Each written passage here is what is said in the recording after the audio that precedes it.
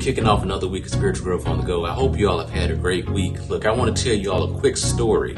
This past week, it was dinner time with the family, and we're all sitting around the dinner table, and Cody comes to the table. Now, usually Cody's the last person to come to the table because he's occupied on the PlayStation.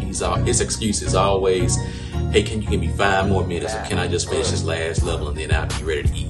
But this time, he was one of the first people to come to the table. So my wife and I, we were all, amazed. We were like, why are you at the table so early?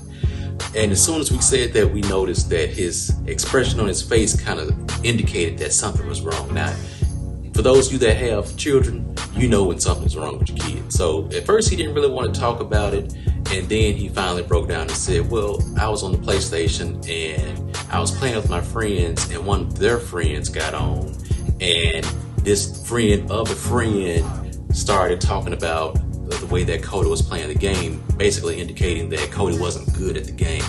And immediately he began to start crying. Now, at first I was about to go into daddy mode and, just say, well, stop crying over a little silly game. But I decided to make this a teachable moment for him. And I told him, look, Cody, you're not always going to be the biggest person in your circle.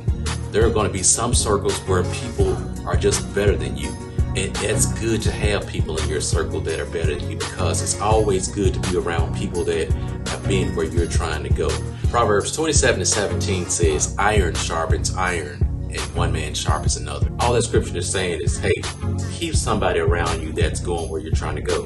In our everyday life, whether it's professional, personal, or Christian, just examine your circles. If you're trying to buy a house, you may not want to have people in your circle that blow all their money. If you're trying to move up in your career, you may not want to have people in your circle that can't get to work on time. Ladies, if you're looking for a new boo, stop hanging around people that think all men are dogs. Likewise, fellas, if you're trying to settle down with that significant other, stop hanging around with fellas that want to club all the time. In different situations, your circles are always going to be different.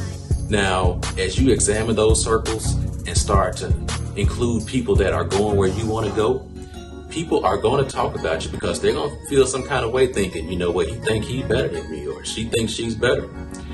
Dr. Karen B. Lee always says, everything you do in life is done on 1 of 3 levels: below average, average, and above average. Now, 2 of those 3 levels will always make people talk about you.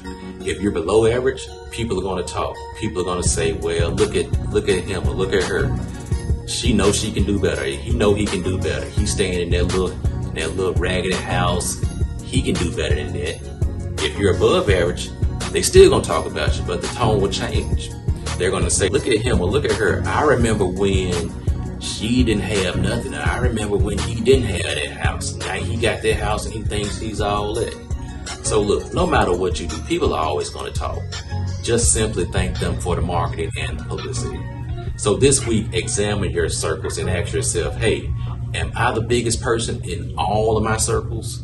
And if I am, hey, change your circles up a little bit and include people that are going where you're trying to go. So that's my time. Until next week, be blessed.